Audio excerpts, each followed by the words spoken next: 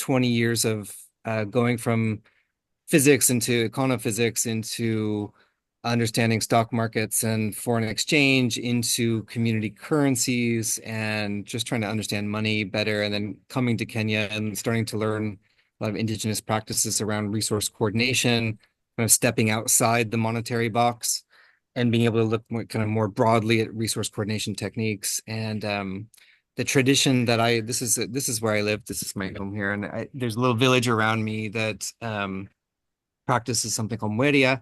And basically you can imagine it's sort of an intangible commons where people are holding in memory and emotion their commitments to each other in terms of available resources, their willingness to help each other.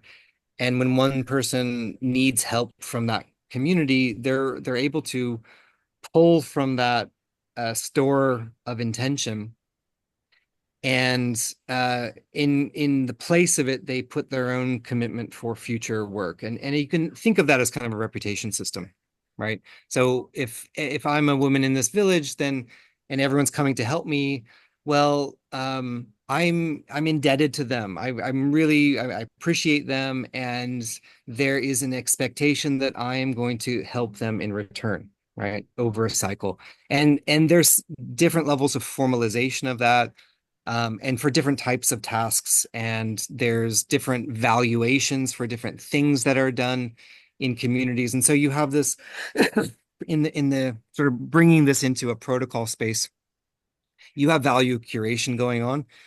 That service of value curation that's being done across the community in some ways is one of the most valuable things, right? And that's kind of what, Rob is working on here, is just, how do we curate value amongst ourselves? How would we know what is valuable? Who would we trust? How would we know what's on offer? That value curation process that you would learn in a village here through living with your neighbors for years, right, is incredibly valuable.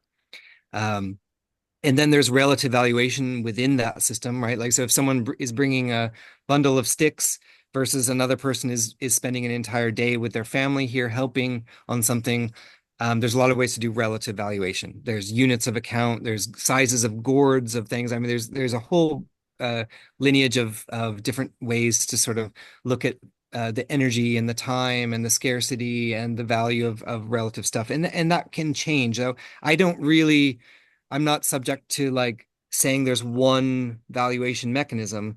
I really leave that always up to people doing value curation, right?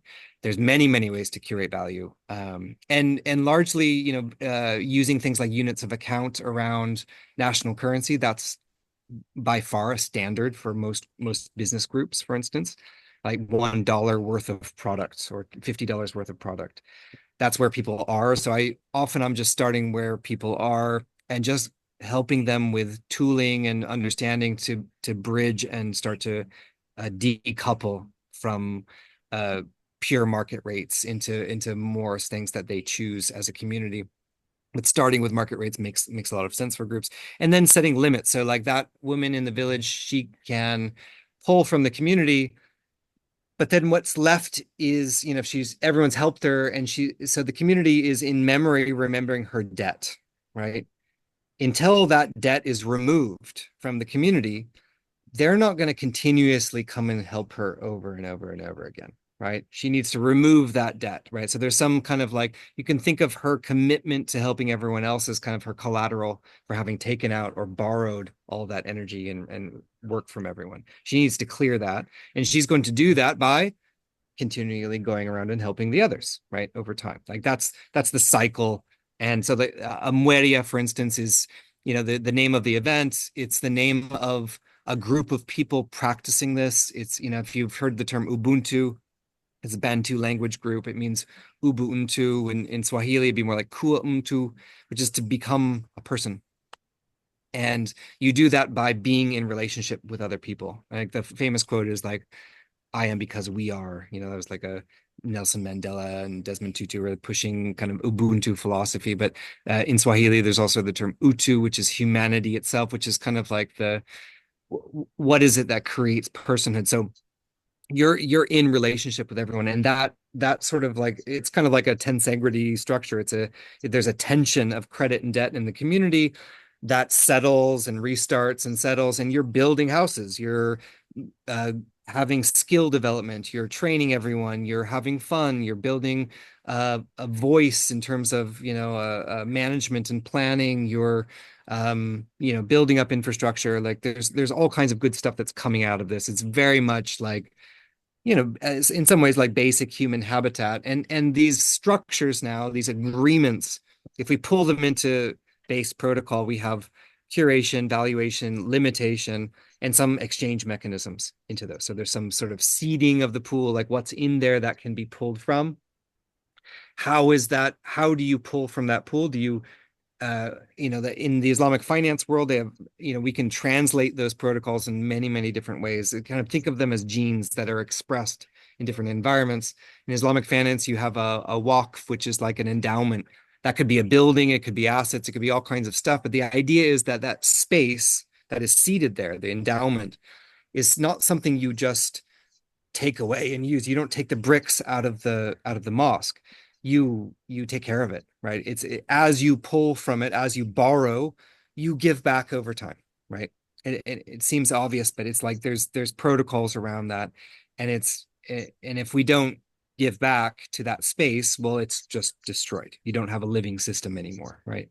So it's a very kind of like, you can imagine these protocols as kind of just fractaling out and being expressed at different scales and different types of living systems. They're very like, to me, very like a metabolic system. And I've been like getting into more kind of metabolic protocols, and how digestion works, and how you're dealing with these kinds of systems. And then maybe I just stop there. I think one more thing, maybe before I we can go into more discussion, is just that like the when I'm working in the US, for instance, and in Europe, it's not, like the formulation of these protocols as like mutual aid and things like that. Like quite often that's not the space where people are currently. Instead, if there is a pool of assets, that are valuable and usable within a community, and that can be an online community as well, what generally people want to know is, well, how can I get access to those assets, right? What can I, so if I sell ice cream, can I offer commitments for ice cream as my collateral to get a loan of those goods and services, or whatever the assets are? And this could be stable coins, they could be dollars, there could be any, whatever's in that pool.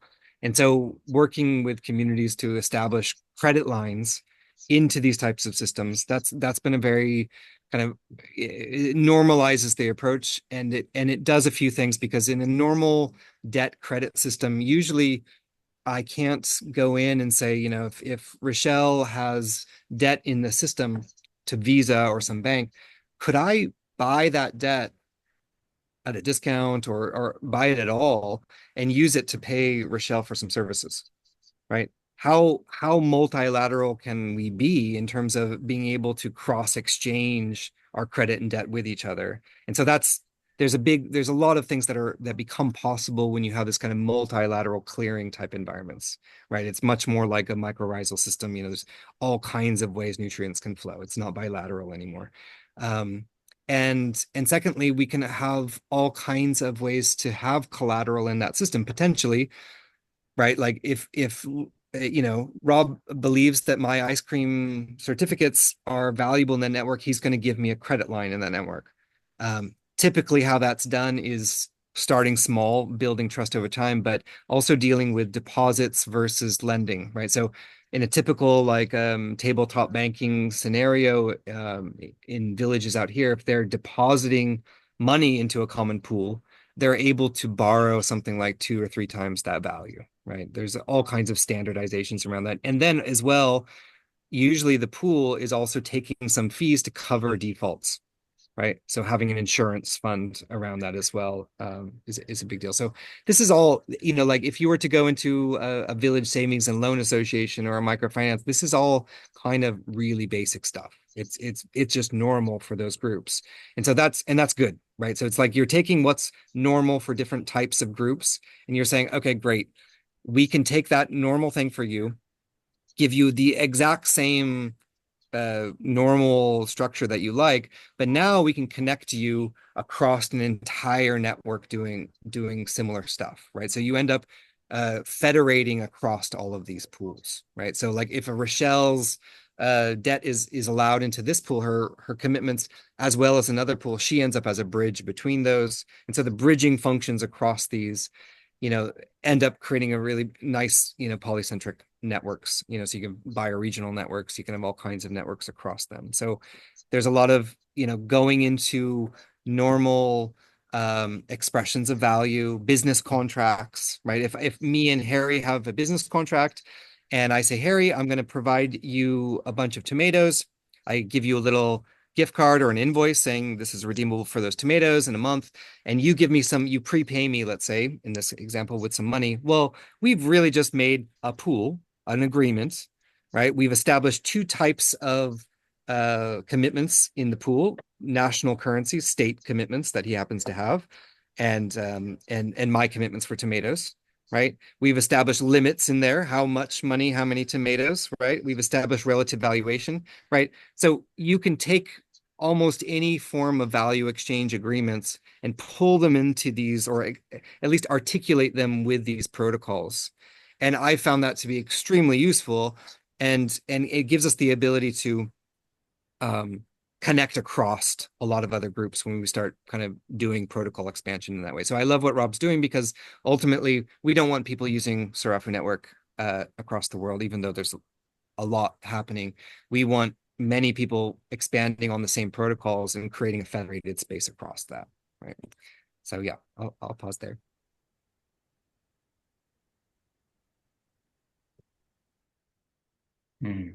Thank you, Will. Yeah, there's so much to this. Um, yeah, I mean, at this point, I'd love to just open it up if anybody has any questions or discussion points or questions for Will. Yeah, I see Harry posted something there. Yeah, you want to say something, Harry? Yes, well, I've been struggling with the same puzzle, but I wasn't smart enough to get any further than you did. So I love what you're doing. Uh, what I got stuck at is when I read it once that they did the research. When friends help you move, they help you move until the job is done. And they did a test, and they asked some people moving, just give Mm. everybody who comes to help you, give them 50 euros or Mm. $50, I don't remember. And then did that help or not? And what they learned is that then people didn't help better until it's done. Now they stopped at the point where they thought, I delivered a value of 50 euros. So the moving Yeah. didn't happen Yeah. as smoothly. Yeah. And since then, I've been puzzling. Also, money brings in a different measure than the intrinsic one. Mhm. And so since then, I've always tried to avoid money. I've been working with all over the world with all kinds of organizations, from the biggest uh, profit and for-profit and multinational. So I've been inside those systems, Yeah. and I don't know a lot about numbers, but I can see what people do pattern-wise together. And since Yeah. then, I've been puzzling, okay, when I see people come together and Yeah. money comes into the system, Yeah. everything, all the measures change because there's different measure coming in. Mm. And it's Yeah. like, and I personally, I now hate it. Yeah. Yeah. So that's when people talk about different system and complementary money like this. Then people start looking at the money, not at the purpose, not at the intention anymore. So that's kind of my puzzle these days. And I'm working in.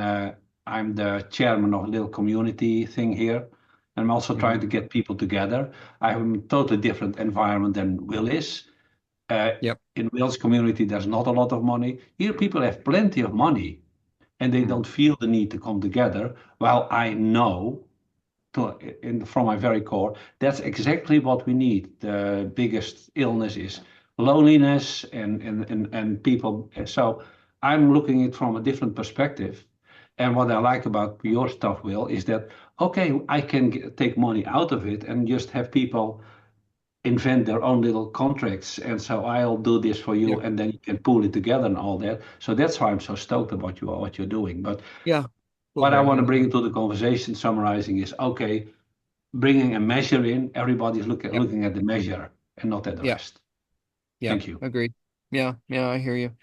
Yeah, a lot of it's kind of just where do you start, and like sometimes we're working with like in a refugee environment, for instance, like Red Cross is starting a pool with a certain amount of money in there, and so what happens is that people end up getting credit to swap in their commitments for services at the refugee camp for that money, and so now you've got X amount of money's worth of various goods and services in there.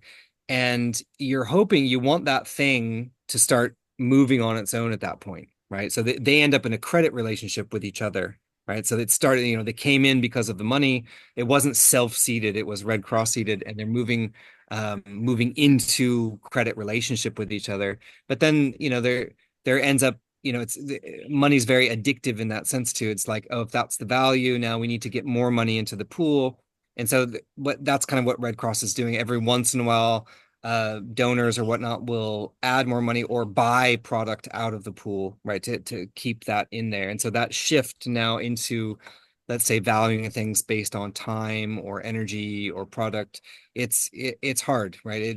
It's hard to make those transitions. And so it's nice, I've talked with Rob a lot about this of like, what's a starting point for different folks in different places. And in some cases, that unit of account being the national currency is just how they would operate as a business already. So that's just an easy starting point for some groups, like or even some businesses. I'm selling dollars worth of product, right? So that's their commitment. It's a commitment for, it's like Kunal says, I'm making $1, this voucher is worth $1 of my services. If you have $1,000 of these, if you bought them, on one of these public vending machines like a pool, that means you can use them to buy $1,000 worth of my services. I'll give you a menu, right? So that can be a very easy way for him or folks to get started around that, and then bringing in. So now if someone comes into a pool and says, "Look, my commitment is for an hour's worth of massage or something like this," or well, then it's up to the pool stewards, right? That could be the community or it could be an individual managing a pool. It's for up to them to put that into relationship with whatever else is in the pool. And so it's unit of account agnostic, but there's a lot of strategy and implementation strategy in terms of making that effective for different types of groups. And so this is why I like the protocol as a very base level, because it's like, well, we can have a very, like, the most minimal viable exchange protocol that is agnostic to unit of account, right? That allows any form of valuation. And actually another big thing that's happening a lot in groups is that they're producing things like certificates, like of appreciation, and they're giving those value in the pools too. So like things like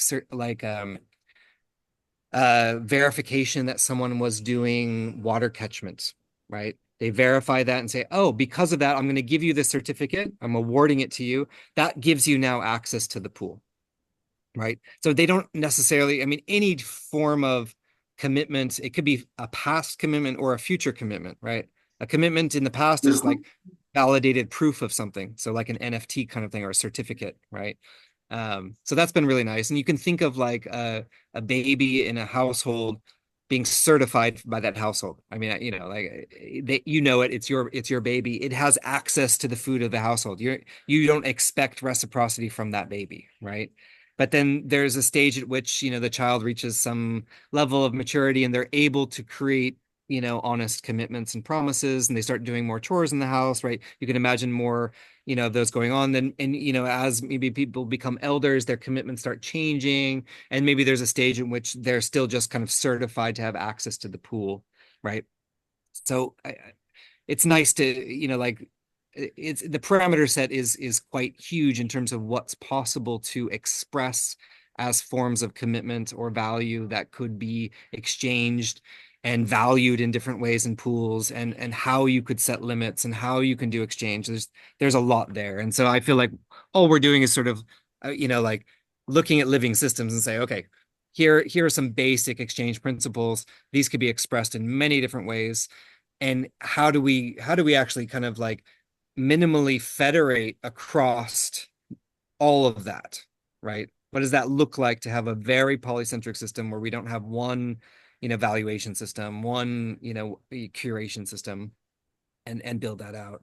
And I think you guys have seen the probably some of the. Let me share screen a little bit, and I'll show you kind of what these networks look like. Um, I mean, this is, right now across, worldwide, this is a new little thing on the site, but like these are folks all around the world. This is where I am here. I'm on the coast of Kenya here. These are all commitments right around where I live. These are all different businesses and groups around the area. And then you've got, globally, you've got clusters. This is just like in the last month here. You've got clusters like I think this is one of the universities that's using this. And so you have people using a commitment for tuition for a university here among the student population, local businesses. And then they're connected through these common connectors are pools that are connecting. So the different colors are different commitments, and then they're connected to each other through common pools, right? And so ideally, like similar commitments that are being expressed by us in Kenya could be connected to the pool that Rob's working on, or there could be many pools that that HSC is working on as well. And so you end up with this kind of very polycentric network where I could potentially exchange value as long as there's a connection between any of these clusters with any of these other clusters. And so you have more of a viable kind of system that way. Yeah. Here, Will, what am I yep. looking at? Is a like a red dot? Is that commitments or is that a bunch Yeah. of No, people? sorry about that. Yeah. So that each dot is a person or a business or actually it's technically any entity that's holding an account, right? Okay. An account can be responsible for creating making a commitment, right? So and that could be any form of entity. Yeah. And then the lines here are transactions, and the clustering here is just a spring constant. So you're just seeing, groups that are clustered together are interacting more with each other. Yeah. This is an interesting group here. This is a dead group here. Let's see, what was the token? Yeah. So this was a business that decided to make a voucher and give it out to all of their clients. And actually, what they did was they redeemed it for animal feed. So they gave it out to their clients as a gift card, right? So it went from them. That's the central dot would be them as a business called Farmstar. They gave it out to a bunch of their clients, and the clients redeemed it back with the system. And so it was just these little bilateral kind of connectors into that main loop, but they didn't really establish any cross trade or, between all the other clients. And it kind of makes sense because you imagine like a typical business like Burger King or something like that. When they make a gift card, generally people are just going to use that back with Burger King. And Burger King itself is never going to accept another voucher. Generally, they don't do that, right? And so this is why enabling people to create their own vouchers creates a lot more vibrant exchanges across these systems, a lot more because like it makes a big difference to us. I did community currencies for so many years. It makes a huge difference to go to a business and saying you don't need to ever accept anyone else's voucher. All you need to do is accept your own, right? So, in other words, if someone wants something from that business, they're going to swap into the pool to remove that business's debt from the pool, right? And spend that voucher, get that ice cream certificate and go get some ice cream with it. And the ice cream vendor is the one that was his commitment that he had already put into the pool or swapped for other assets, right? So it's a very much more simple approach. The medium of exchange is not a thing. It's the space and agreement between things, right? So in the currency world, a currency is a very like yang instrument, like yin and yang. It's an expression of value. The pool and agreement is a yin instrument. It holds and connects value. Oh, I see some more hands up there. Yeah, who's been up the longest here? Paul was up first, and then Michael. Okay. But I see Bart had a question in relation to Harry. So Bart, you want to jump in and keep the thread? Yeah, maybe if you want to pass it to me, I happily accept it. Thanks. Okay. Yeah, so I'm I'm curious. I was part of a program about resourcing networks, and one of the notions that came up there that relates to this is that when you have communities where there's higher trust, there is less necessity to track contributions and go into that kind of exchange mode. And so I'm curious, like if you can speak from your experience, like if this is something that you see as true, and how does the context influence that dependency? Like what are contexts in which you indeed see, okay, there is so much trust, there is no need for kind of tracking contributions or using these kind of mechanics, and from where do you start needing these mechanics? And it kind of ties into what Harry says about how money brings in like a different energy. The same thing is like once you start tracking things and introduce these exchange systems, it changes the dynamics. And Yeah. it's most Yeah. beautiful if you can live fully on trust and gift and create that kind of culture. So I'm, yeah, just Yeah. curious, like from in which context do these systems start having the most value and become relevant from what Yeah. you've seen? Yeah. I mean, so like in again, like village setting that we live in here, like you have, I mean, like ancient systems where they're, one woman is getting support from the community, and the tracking is done in their brains, and in their emotional system as well, right? There's a lot of it's reputation essentially, right? So this woman is pulled on the resources of the community. If she doesn't give back to that community over a whole cycle, I mean, there's all kinds of ways to sort of graduated sanctions around that, but let's say it's a sort of an egregious situation. They'll put a stick on her land with a type of kind of a ribbon around it, and if anyone sees that stick out of the community, they know they should not go and help that person. That person's not in the commons anymore, right? It's there, and until that person is going to then ask for forgiveness. There's all kinds of, ways they can come back into the community, but there needs to be a settlement there, and often it's emotional. Often like a very, very typical one is a bring a goat and a chicken and have a feast, with everybody, and come back into wholeness with everyone. And so, there's definitely a ledger system in a sense going on in terms of tracking that reputation and how the emotions people feel. And I'm not suggesting that, we replace everything with a blockchain version or even a paper version of that. Really, it's just like looking at what are the exchange mechanisms that people are doing and just kind of articulating them, right? And so the protocols have just kind of helped me articulate, what's going on, in those spaces. um yeah, I think that, like, the choice of what you want to put into those curations, a lot of it, we're dealing with a culture now that's become dependent and addicted on national currency for the most part, right? And there's a bit of the loss of the social ledger, that would be in hearts and minds, is been replaced with monetary value, right? Actual dollars.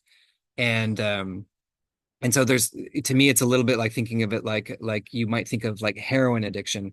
It's very hard to go cold turkey on heroin addiction.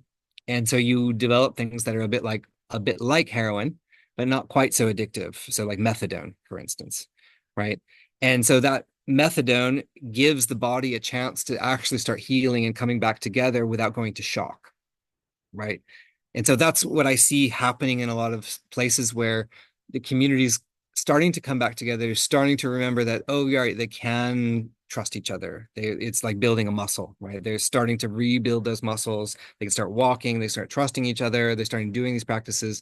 And yeah, they don't necessarily need to record that anymore, right? And maybe they would only start to record things that are outside the group, right? And so you end up with like maybe the exchanges within a group start to just vanish, and all you end up seeing is group to group now exchanges, because between the groups they don't have that trust network built yet. So yeah, I think again, like protocol expression into different technical mediums, into different living systems and everything, like that's what we're looking at. And there's a cost associated with each one of those, and there's a cost associated with memory structures as well. Like you're not going to get a scaling of a trust group beyond, like, I mean, even like a Dunbar's number, 140 people in like maybe 30 households in a community with 5 people per household. Like you're already there at like a Dunbar's number in terms of how many people can everyone know.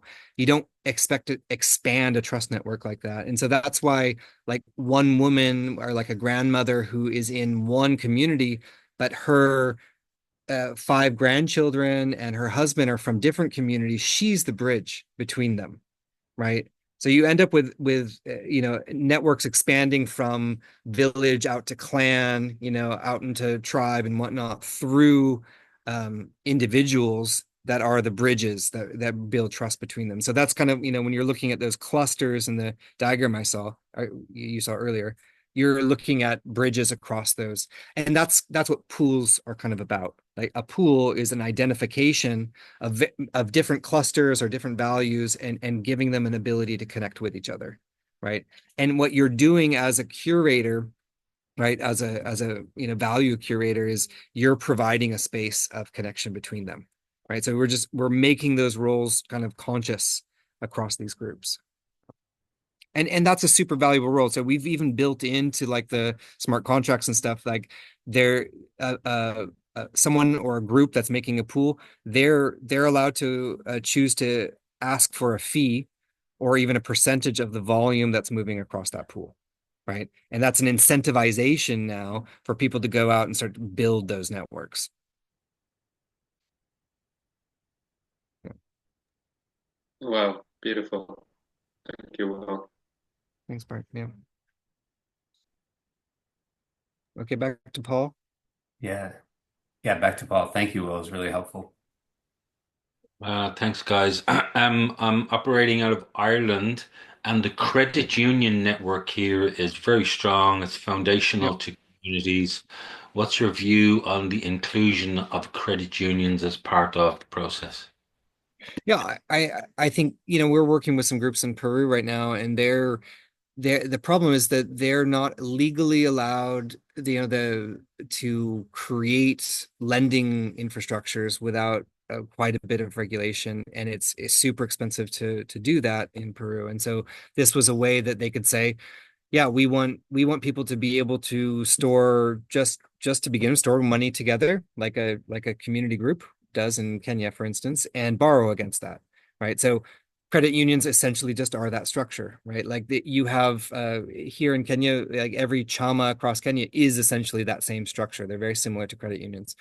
Luckily here, a group can do that without regulation in Kenya. It's awesome, so the blockchain, because of the way it's decentralized, and you're trading commitments for resources in it, that's not regulated or taxable, right? So it's a really big. I mean, there's a taxable moment if you are accepting or selling for national currencies, and that comes into your wallet. That's your taxable moment. But if I exchange a commitment for resources through a pool with Kunal, like that's, it's like as if I'm swapping a Taco Bell for a Burger King gift card. Like that, we haven't. It's like us exchanging words right now. The moment that becomes taxable, you're in a completely totalitarian state. If we can't talk without euros being involved, then we're in trouble. And actually, that's, there's a path toward that happening in a lot of countries right now. So I think credit unions are great. And I think, like as we work with more like microfinance groups and stuff like that, they're seeing this as a way to federate across, right? So if you want to connect 10 credit unions together, this is a simple way to do that.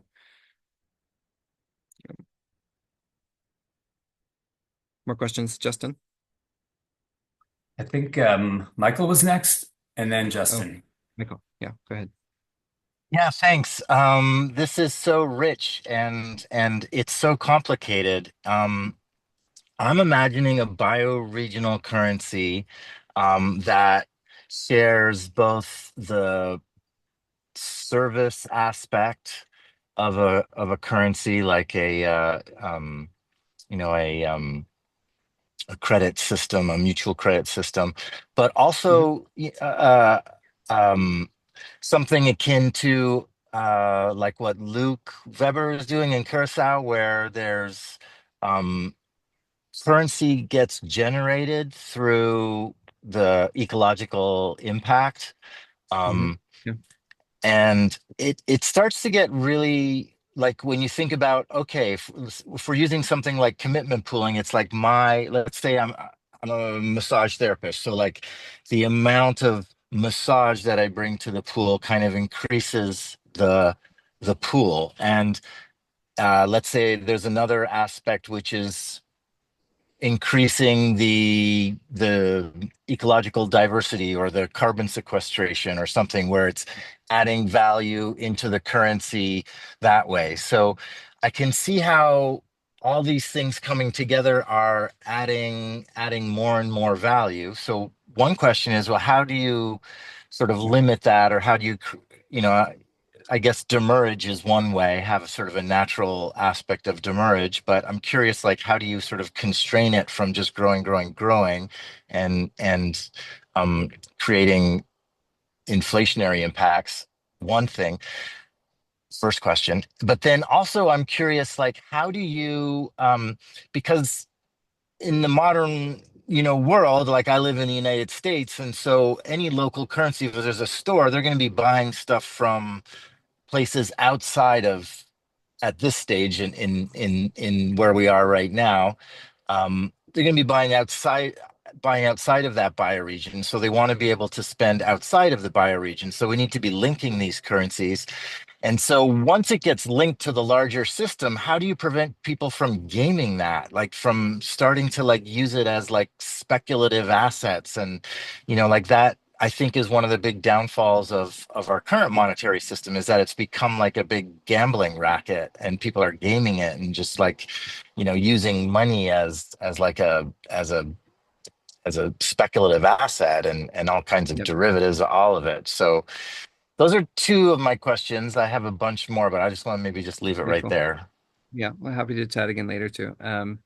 So yeah, first off with like the community currency stuff, like we still work with a lot of groups doing or and wanting to articulate around the term community currency. And usually what we're trying to do in that case is just, one, try as best as possible to make sure that that thing has some sort of well-defined commitment behind it, right? So that could, in some cases that can be speculative where you're saying like if this is like a share, right, a commitment for some value that might be there in the future, right, that would be a very, like a shareholding commitment that could, you could create a generic pool token that's redeemable for what might be in the pool in the future, right? We Mm, try to avoid that kind of, that's like a derivative object, and you already get into a very speculative environment around that. So if you do have like for instance, we're dealing with a university that is making a token for tuition, right?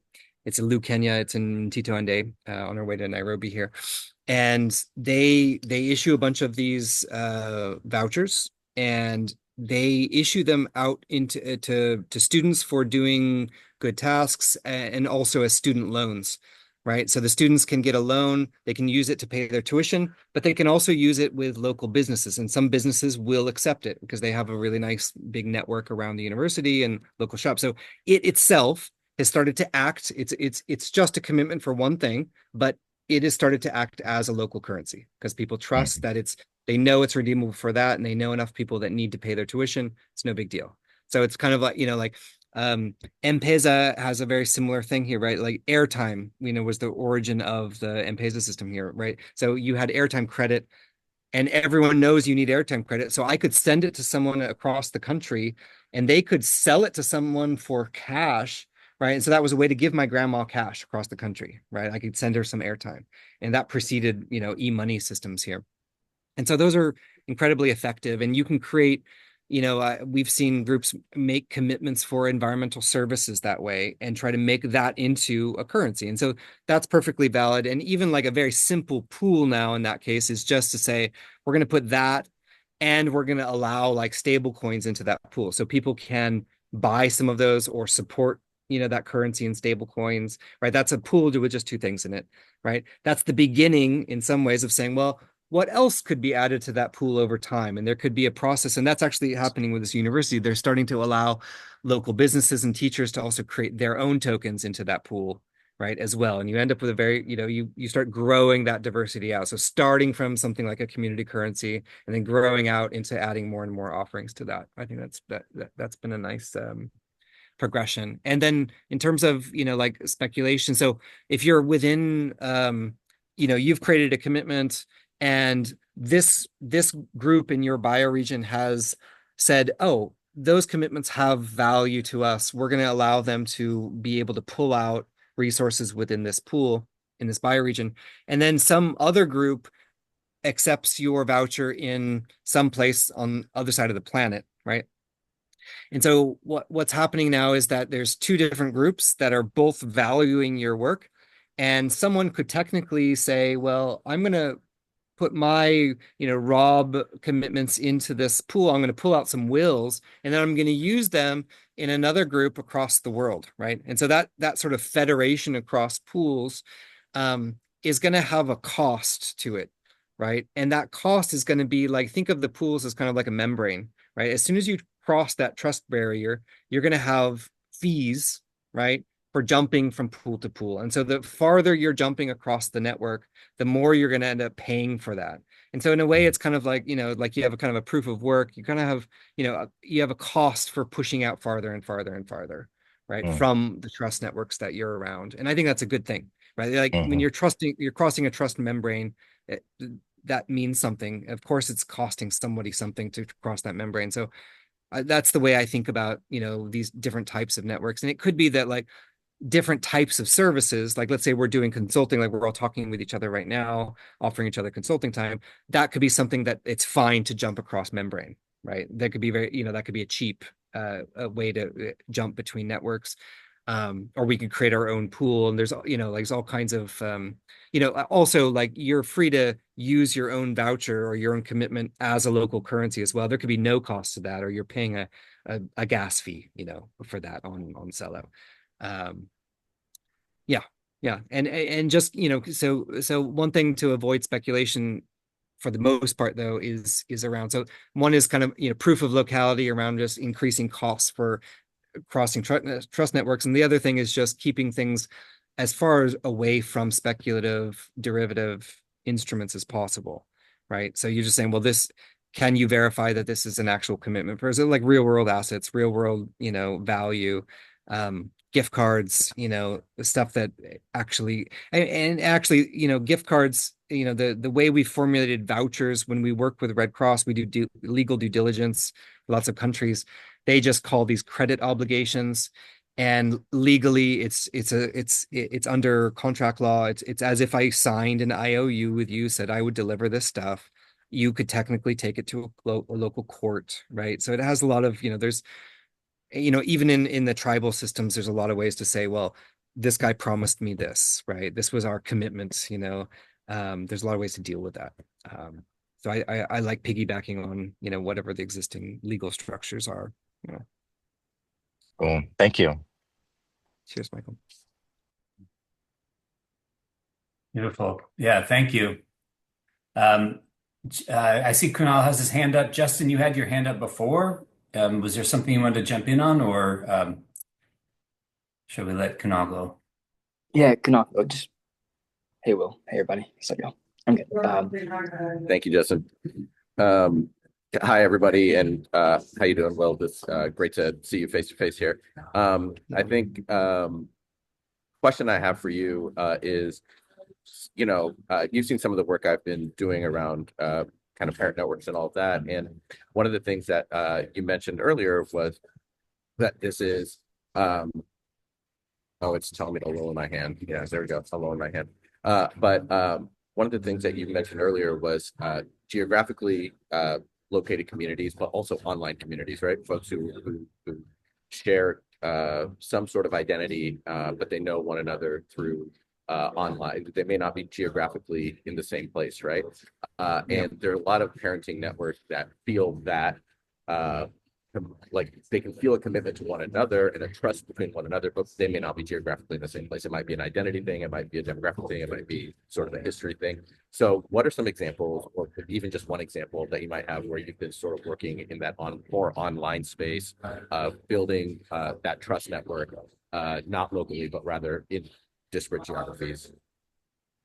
Yeah, I mean one of them is there's a pool for land regenerators, and this was it was a group started with Ma Earth, and there was actual in this case there was a fund. It was about like $10,000 that got put into a pool. So it was one of these that kind of started with some money in it as the seed. So rather than it being kind of self-seeded, and the different participants started putting in basically taking loans against that, putting in their commitments for various services, and the that was a big question, is like, well, what kind of services could I put in there? What's the curation of those gonna look like? What is it that we can share with each other? And in some cases, people were putting in things like storytelling or online trainings. And in other cases, people really just wanted to put in what their community offered in that community. So like bread, one person was selling bread. This was like in Barichara in Colombia.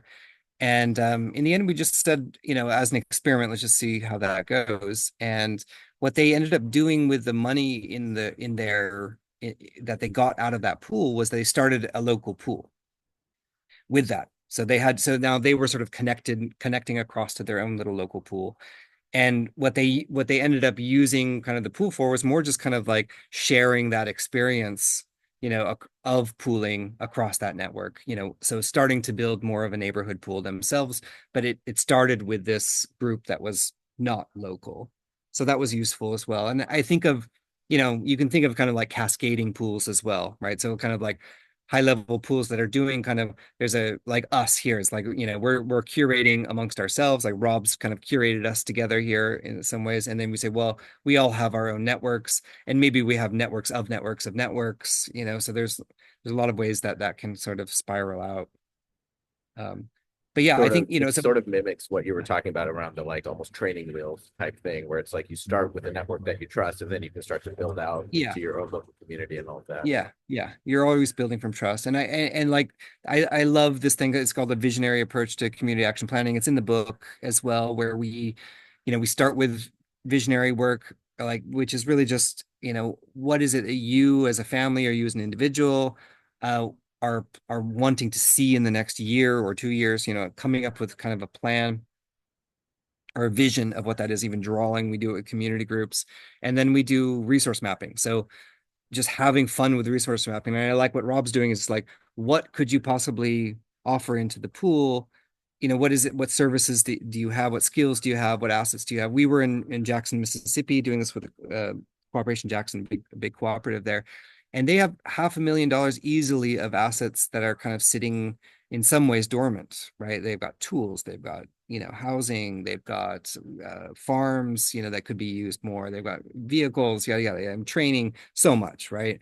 And so a lot of it's fun to go through that resource mapping. And it's not, it doesn't have to be just those, infrastructural assets or tools. It could be skills, it could be kind of social networks, it could be voice, there's all kinds of stuff. So that's fun. It's like, I was there with my co-director Jambi from Kenya, and we're like, this group, which is in the US, Jackson, Mississippi, they're very, would be considered a kind of poor group, but they're like of 10,000 more times resourced materially than groups we have here, right? And we were just like, you guys are rich, this is super abundance here.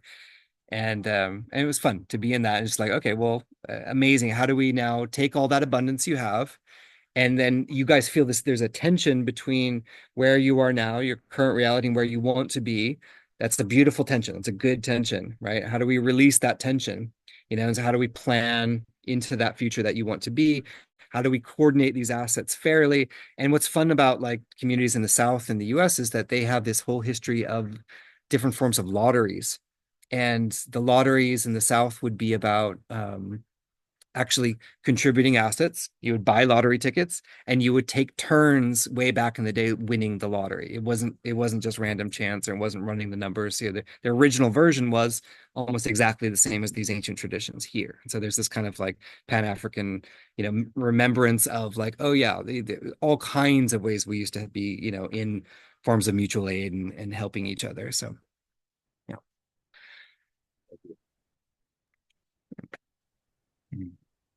Yeah, thank you. Thank you. Yeah, it's cool to hear about that and cooperation, Jackson. Um, I know, Will, you need to leave at the top of the hour, so in a couple minutes. Yeah, I should. Yeah. Yeah. Paul, do you have a quick one? I'm intrigued you mentioned heroin and methadone. We're involved with a group that are working in that field, and in that field, clean urine becomes a token because addicts buy clean urine and they bring it to their tests. So Mm. it's really interesting dynamic. And of course, the script that the doctor writes, that's worth 60 euros to the doctor. So Well, it's a complex space. But in the context of money, as you said earlier on, let's say money is the addiction. yeah. Cash is the heroin. Yeah. So what is the methadone? And I'm curious, you being an African Yeah. soil, Yeah. Yeah. what is the ibogaine to clear? Nice. Yeah. Yeah. Yeah.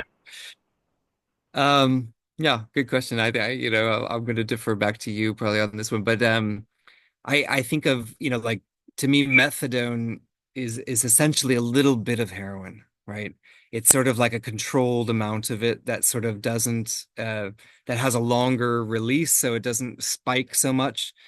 And I've got to we should get into that more because I really think there's a lot of richness in like if we're looking at metabolic cycles, if you're looking at society as a body, right, and within our own bodies, I think addiction, right, is a really apt metaphor or structure that we can look at. Um, yeah, I can stick around for another half hour. I just have to mention it to someone else real quick. Let me just do that. But I think yeah. So using a bit of it. So like in the sense of the pools, it's the idea is that like you have a little bit of money coming into this pool. Can the body, right, the kaya, the society still function without that money? And so you're trying to set up an environment where that's actually possible versus most kind of like cash transfer programs and whatnot. They just overload the system. Everyone gets totally addicted to that cash. The cash is gone. Fucking hell. Everyone's just, it sucks, right? And everyone's angry at the donor. Where's our money? All this kind of stuff, right? It's just those cycles. And it's like a gridlock cycle. It's like a lock hatch cycle. And really that's a dependency cycle. You're creating dependency in a body by sort of like overloading it. And so when you're looking at a pool and you're looking at like, if I was going to do liquidity injection, let's say I had $10 million and I was looking across a network of pools that says, well, I'd want to be really careful, just like in a garden. I want to be really careful with how much water I'm putting into my garden. I want to make sure it can absorb it. I want to make sure there's that absorptive capacity in it, right? And so if we think of money in the best form as just a state service token, right? A voucher, a commitment of the state for some state services. Oh, well, those could be beautiful services. That's wonderful. We don't want to create dependency on that, but we could still acknowledge it. There could be a very nice, beautiful transition into state, really well-defined state services. Um, that could do that. Yeah. Yeah, please do visualize this, Harry, with the currency is heroin. Okay, gift card, IOU, 1 day work. Nice. That's your commitment for your offer there. Very well done. And ibogaine, where's the ibogaine? The ibogaine, yeah. I mean, like the idea that like, I mean, like mushrooms, for instance, I don't know ibogaine quite as much, but the idea that like you can radically connect things, right? Like neurons in your brain, right? Like that there's a way to say like, here's this dependency cycle that's been going choo, choo, choo, choo. Like if we don't have money, all of a sudden we have got these frayed neurons. And what if you had a system or ibogaine or something like this that allows you to reach out and extend across the gap, right, you're extending across. And to me this sort of like radical, like we have pollen, we have what is it, extinction rebellion. Well, what if we had like a rebellion through pollination or connection, right? So to me, like what's radical about um these structures is to say that, well, technically they should be able to connect anything anywhere, right, within curation, within valuation, and bypass addictive cycles and bypass dependencies. And that's why they would be considered, dangerous by some states, right? I mean, the whole imperial kind of, monetary system methodology is to create that dependency. That's what the system thrives on, right? It's like a cancer. Um, yeah.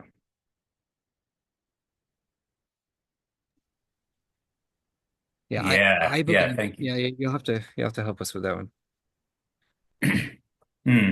So yeah, just to mention, right? So Will, yeah, I'd love to continue the conversation if you're able to stick around, and definitely, I want to just before the half hour, speak a little bit to what we're doing at HSC, and show the member portal, and this is the kind of last of our Catalyst group onboarding module. So I want to speak a little bit to that, and yeah, I definitely want to keep the discussion open now. Yeah, I think we have time, a little bit more time because it is so rich, and I mean, I'm learning so much. Yeah. Anyone else have questions or comments? Yeah, Joy, please. Um, thank God.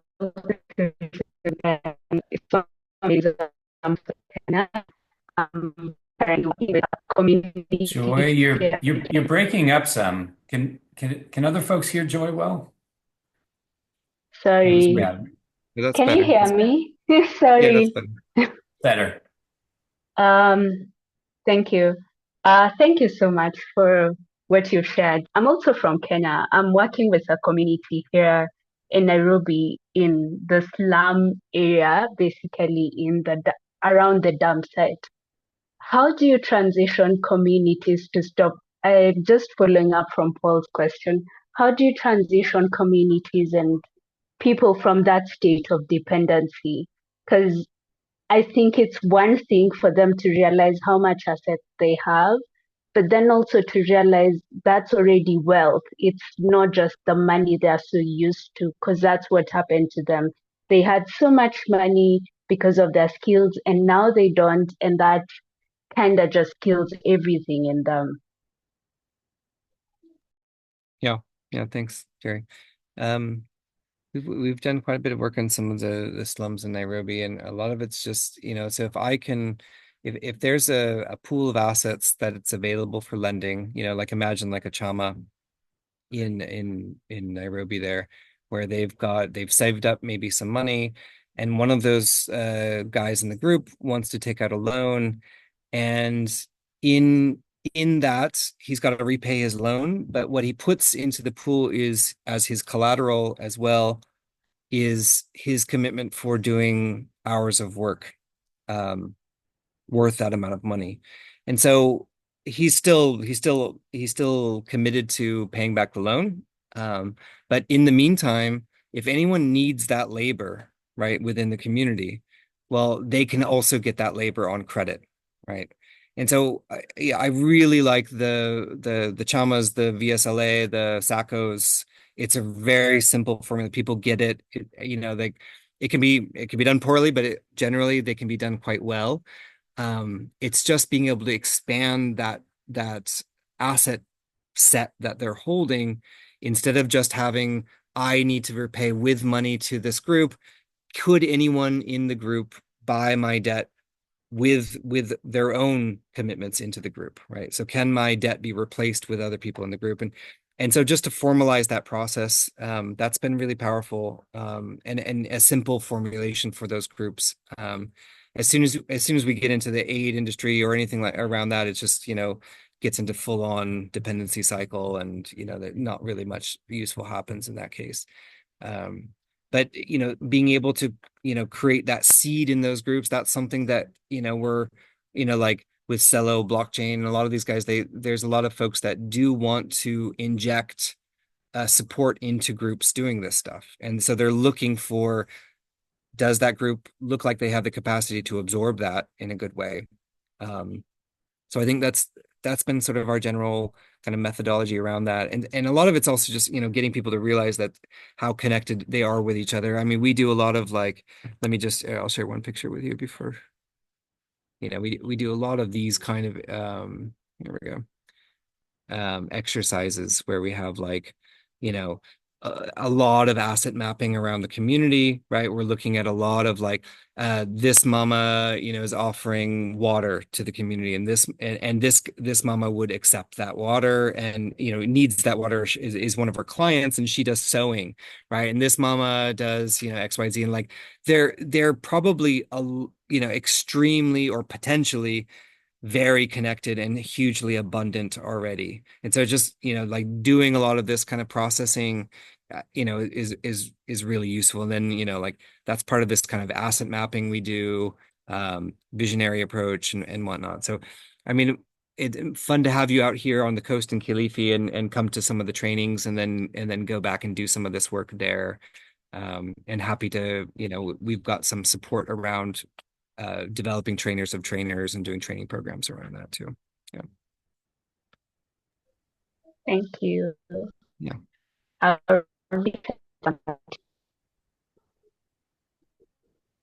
There's my email there as well. Connect. Thank Thanks, you. Joy. Yeah, Paul. When I lived in South Africa, well, there were stock felt systems being run by the women in the townships. Do you imagine them Yep. to be similar? Yeah, exactly the same thing. In West Africa, they're called tontines.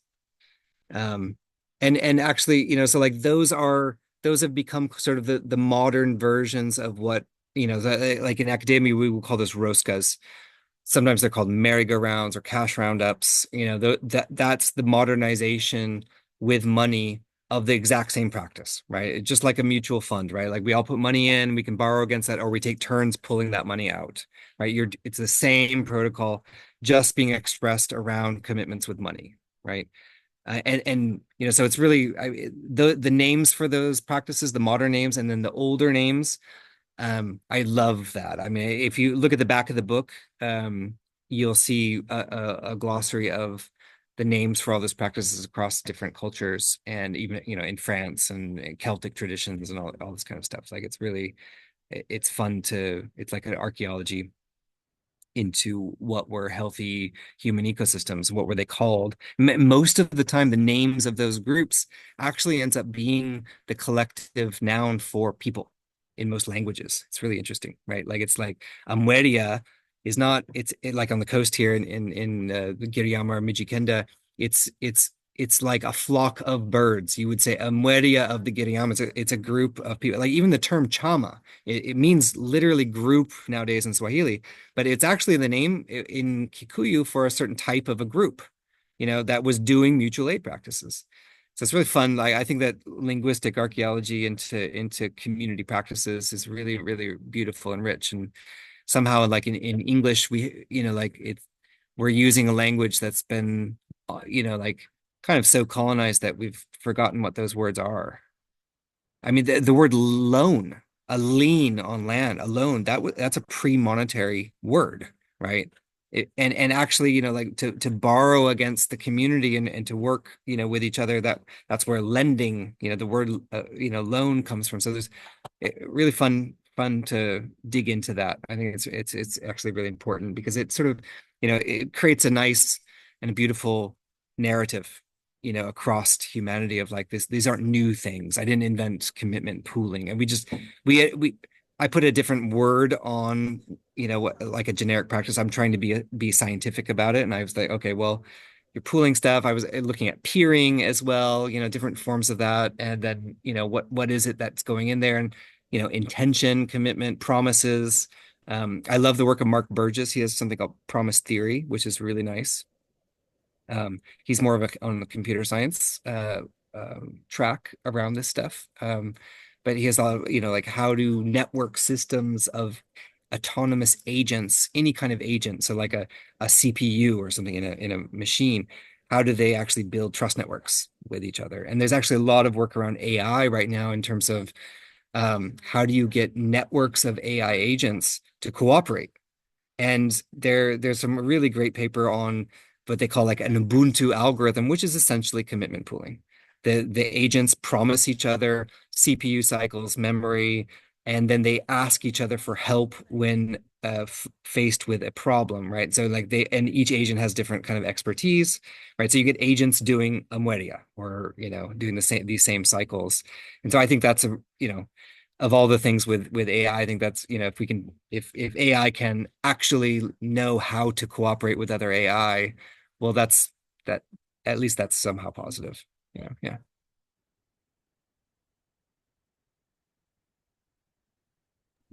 Hmm. Yeah. Thank you. Thank you. Yeah, so much to consider here and think about as I will be. Yeah, anybody else? Perhaps somebody, Rochelle or Tim, any comments or questions coming in?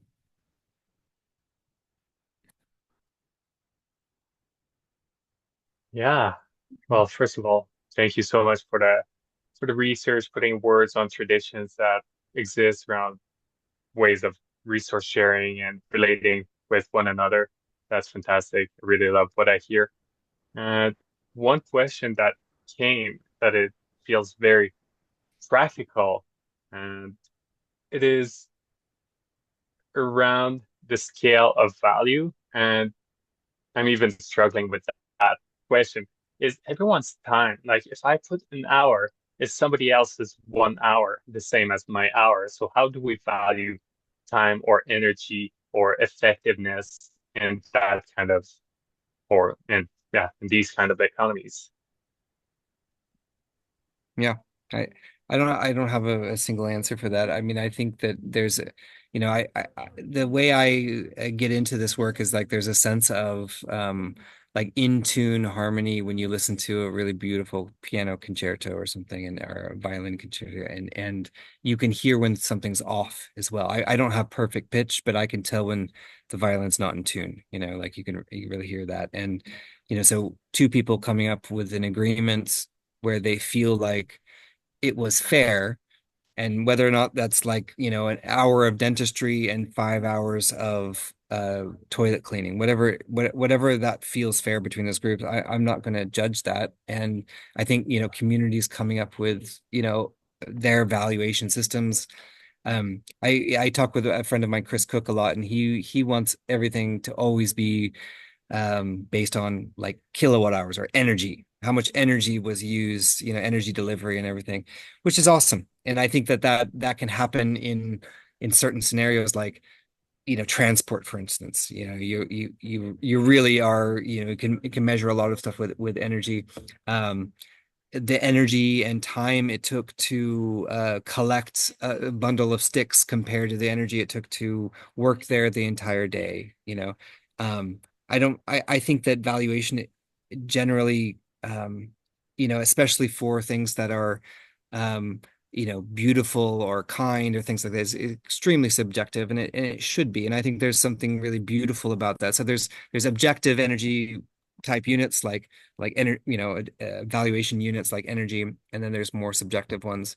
And I like that, with the pooling stuff, that there's a way to just express that. So we do it as think of it as just a price index, right? So you have all these different valued services, and then you end up valuing each one relative to each other, right? So you say, okay, this is worth two of those, this is worth one of those.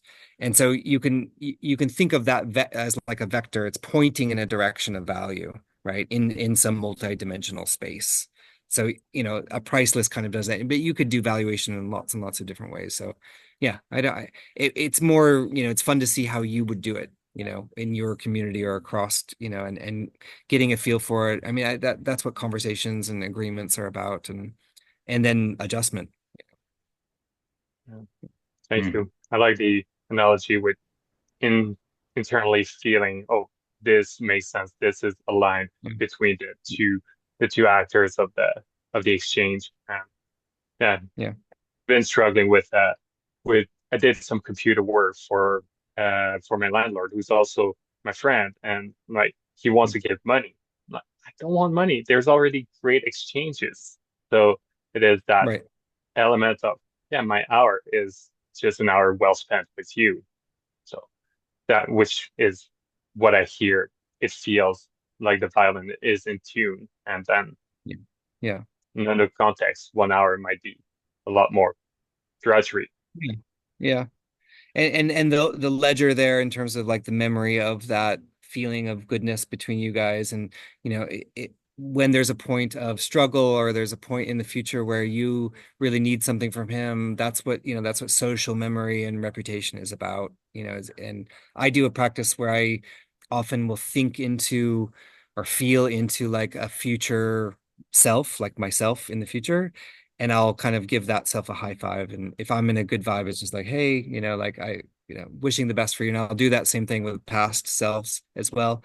And I just kind of mental high five. And then I'll remember being that earlier person. So it's like there's a continuity and connection between that. And so that I feel like that's kind of what's happening through time. It's like you're building there's always this kind of pooling going on.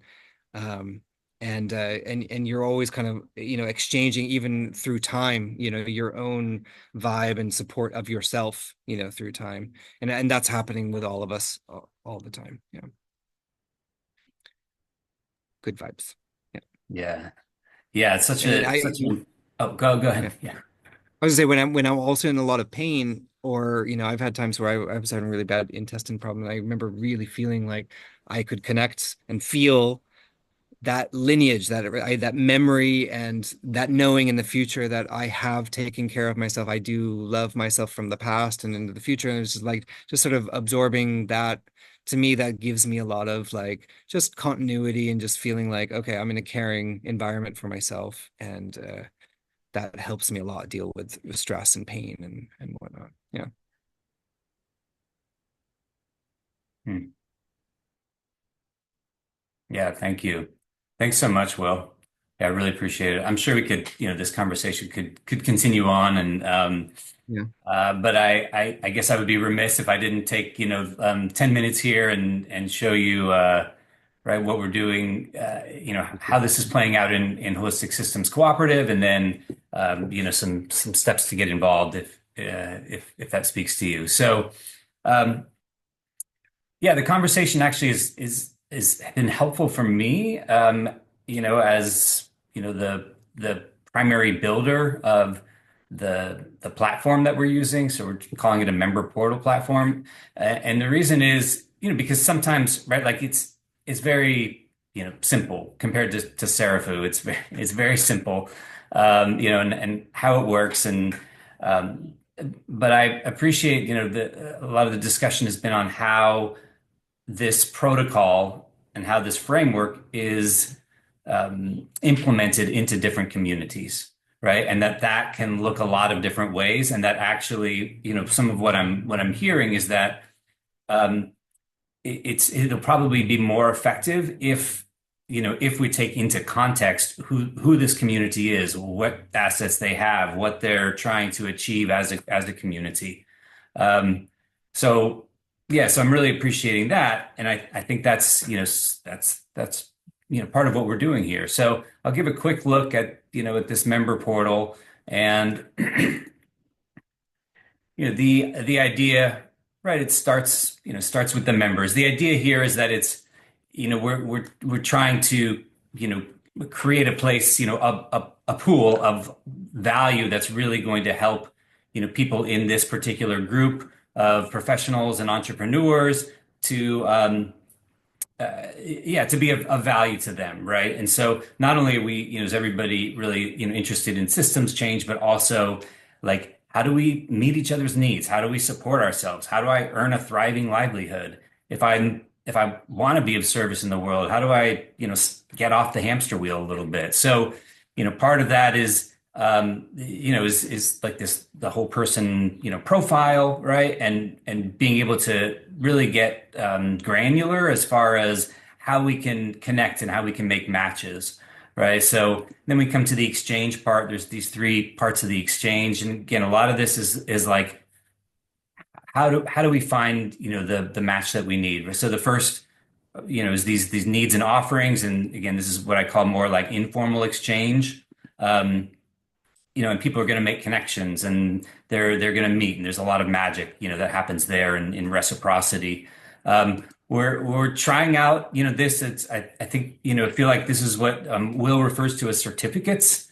And really it's like, contribution tokens. So it's more like, it's not a token economy, but it's really meant to be like, an internal, ledger of value, like a receipt, right? And then the idea is that, the main utility of these tokens, which the functionality isn't here yet, is that they convert into voucher credits. So the vouchers are still the primary, currency of this, community and collective, right? And there's just different, there's different types, right? And so the community, so I don't have relative value indexing set up yet with the vouchers, but I did have it set up with these, these community contribution types, right? So it's a great way, to say, how do we value becoming a member, and how does that compare, to like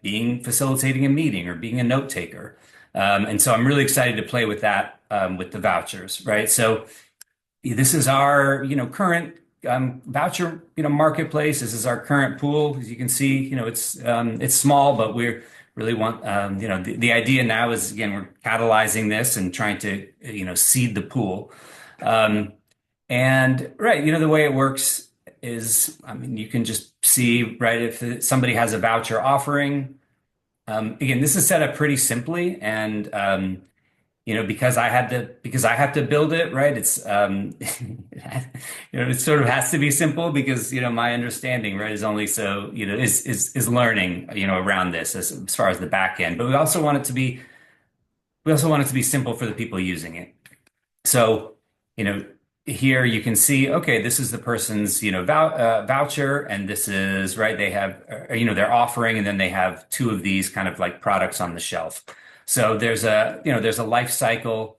I'll go into my profile, and just very quickly, this is the voucher area, right? So these are my offerings. So this is my Rob store. In my Rob store, I have three products, right? And then I have certain products that are in the, in inventory, right? So this is like my inventory in the back, my minted vouchers. Oops, sorry, I didn't mean to raise my hand. These are the ones that are in the pool that people can claim, or this one is in the pool that people can claim. This is, this is a voucher, right, that I claimed. So I own this voucher, but I decided, I don't know if Bart's still here. I decided, oh, no, maybe I don't need this from Bart, which I'm just being silly. But I can put this back into the marketplace, and I can also withdraw it, and then that's going to come back into my, into my wallet that I claim. And then when I'm ready to redeem this, here I'll do it with this because Justin and I did have an exchange. So when I'm ready to redeem this, I can just click, do I want to redeem the voucher? And now there's a message that went to Justin that says, hey, Justin, Rob redeemed this voucher. And we've got to get together with him, and then all of this is being counted on my available credits, my voucher credits. So yeah, I'll stop there. As far as just showing the platform, I will put a link in the chat now. I'll put a link in the chat now, and I'm going to put in a link, kind of for our general ask. This is, I know a lot of folks here weren't, in this kind of initial catalyst group, but I'm just going to put into the chat. Whoops, I can't do all of that at one time. Some messages. So if anybody is interested in being involved, right, there's a, like, kind of have three different ways to do that, and so within this, if folks want to be involved, if they've been participating, really think about, how you might want to participate, right? Like just as a participant and just, be in the pool and exchange value. That's amazing. We really need that. More as a contributor, somebody who might be helping out with a curation, or as a, calling like a supporter, right? So someone that's not in the member portal, but is cheering us on and maybe helping seed the pool. Right. Number two, oh, I actually had, sorry, I'm going to put these in the chat, and then I had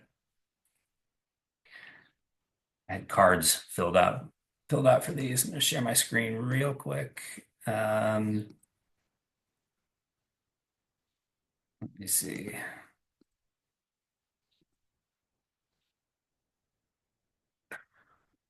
So the links are in the chat. Yeah. So number one, I went over that, how you'd like to participate. Number two, yeah, you can ask others. You can be thinking about, okay, who might want to be involved in this, and just send them our way. Number three, there's a feedback form. So might not be applicable for, fully for folks who are new here, but folks who have joined before, or anybody if you'd like. Really, we're trying to get this idea of, what is it that people, want? Like, why are you here? What would you really love out of, out of this cooperative if you were to join? So, and the final link, right, that says that I put in, I'll just drop in again, that says app.hscooperative.com. That's basically the link to join the member portal. And so, at this point, we're keeping things very open. Just, anyone here who would like to join the member portal, fill out your profile, start to, play around and participate, just jump right in. And, at a certain point, a month or 2 months from now, we'll see where we're at. And then, we'll kind of bring in some community agreements that are a little more structured. Yeah, because it is something where, right, it's a community. So it isn't just like, oh, somebody, randomly joins from the outside and we've never met them before, because this is based on trust, on relationships. So what we've been doing, I will be here for another half hour. What we've been doing is, like the real session is 90 minutes. So I definitely want to, kind of end on that, the main session. So that way people, can leave and understand that's the end of the main session. I've been sticking around. Other folks have been sticking around for another half hour, if we want to, continue the discussion, because it is a very rich discussion, and there's so much to this. And so I just want to say thank you again for everybody for showing up. Thank you again for Will, for being here, for staying the extra half hour, and for being, a big inspiration for me and for what we're doing at HSC, and now what we're doing in Circle Trust, and being a supporter. Thanks for having me, guys. Good to be here, Rob. Love what you were working on. Talk soon with you all, I hope. Much appreciated. Thanks, Yeah. Will. And yeah, so Harry Thanks, and everyone. Joy, you've got the information, and also feel free to leave your email in the chat, even if you just would like to be on the monthly newsletter. Okay. Yeah, absolutely. That's Thank you. great. Oh, go ahead. Thank you, Will. Thanks, everybody. Thank you. It's nice to see you. Good. Jump. Bye. Think so. Wonderful. Thanks. Yeah, thanks, Will. Thanks. Great. I've got your email, Harry. Joy, I've got your email. Perfect. I'll add you to the monthly newsletter list. Won't spam you. And yeah, I really appreciate you showing up. That's great. And again, feel free to stick around. So yeah, I'll just end the formal portion there. And yeah. Any thoughts or questions, and can be just on the general topic, or it can be on the member portal and HSC specifically. I would like to hang on, but I have to go to another meeting in half an hour. So I'll just look around on the internet to find you guys. Okay, thanks. Yeah, absolutely. That's amazing. Thanks, Harry. I'll email you as well. I would love to share some reflections and maybe also a question or a suggestion. First of all, like one thing I take away from here, I love this discussion. It was so rich. Like about how to work on this addiction on money and to create systems where we can kind of reduce the amount of money that's actually necessary to create a vibrant economy. And it seems that this is the way to do it. And at the same time, this is also a way to create a lot more value with um, with a specific amount of capital as investment, right? So we can also leverage the amount of value we create with funding sources. Um, I'm curious to hear from you in a minute if that's right. Um, and yeah, I think one thing I'm very curious now, like also as next steps for holistic systems, how to further integrate this and get this activated, because I feel there's a beautiful backend emerging and the platform is great.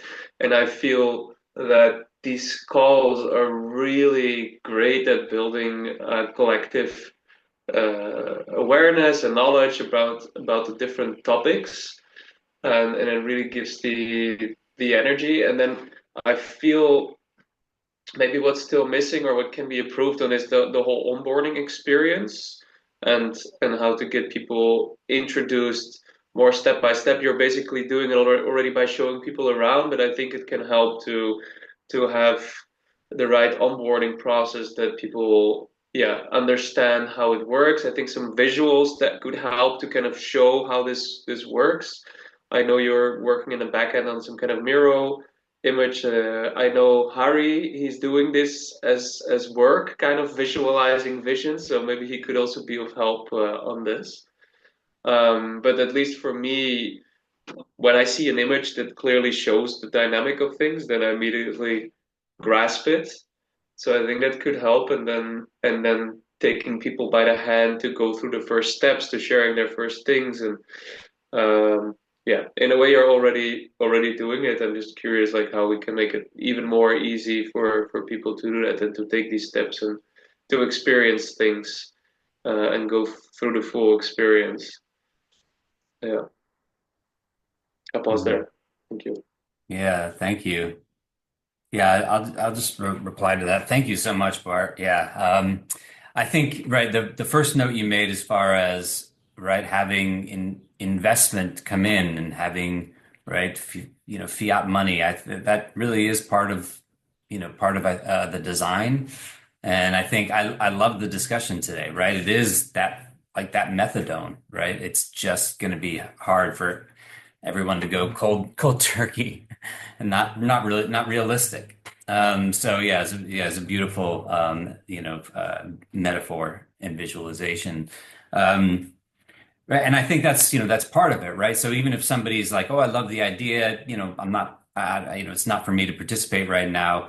Like, love to have, people seeding the pool with financial contributions, because then that's just going to help, catalyze it, more and more, right? And then that becomes part of the pool and part of the resource, that flows around to all the members. Um, yeah, in that hybrid kind of way. As far as like the onboarding experience, thank you for that. Yeah, it's great feedback. I totally agree.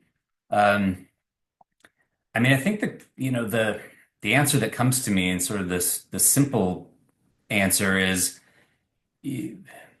we're I think that like the help, like I think having help with that is going to be the best way to facilitate it, because I think the folks that are working, yeah, I'm working on the back end on the member portal platform, but also on this onboarding experience and how that works, and all of that. And mostly it's been kind of myself and Christine as the kind of core contributors now, even though right other folks are absolutely helping. And so we can only go so fast, I think is the idea, right? And we exactly I what you're totally get it, man. So just to say, I was like, what you've done already with the resource, it's insane. It's incredible. I love like the full holistic experience of both having the platform and organizing all these events with such amazing speakers. and content, it's incredible. So don't take it as criticism. It's just I'm also trying to sense in like, okay, how can we get this? How can we make this come alive? Yeah. Yeah. No, I don't take it as criticism at all. Like I love it. It's perfect feedback because what you're seeing is what we're seeing. And what you're naming is validating kind of what we're seeing, which is, oh my gosh, we need a lot more tutorials, we need videos, we need, all of these different things, more help along the way. And I think, right, what I'm, want to name is that, we, we are asking for help. We are saying, okay, asking for folks to be involved and help and be in that process. Um, if it right as it works for folks. So it is really, a call to kind of a call to action for those, for anyone who feels called to that, because I think that's right. It's, resources. And of course, my mind works a lot in, this resource management way, but it is really, resources, time and energy. And I think that, that's even, more needed than ideas, as such. Yeah.